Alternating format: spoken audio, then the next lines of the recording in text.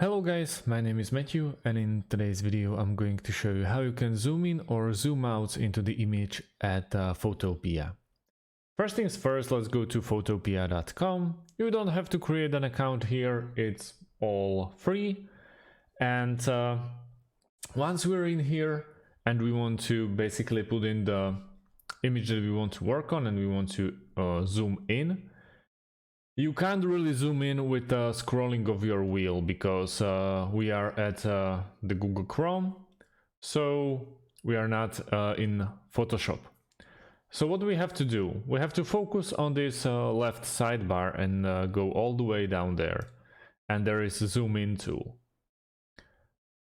Straight away above the name of the image that we are transforming or adjusting, there are pluses and minuses. That goes for the actual zoom that we are basically working with. Yet again, you can't really employ wheel because that will just move the picture up and down, and also plus or minus. And that's about it, guys. So thanks for watching and see you in the next one.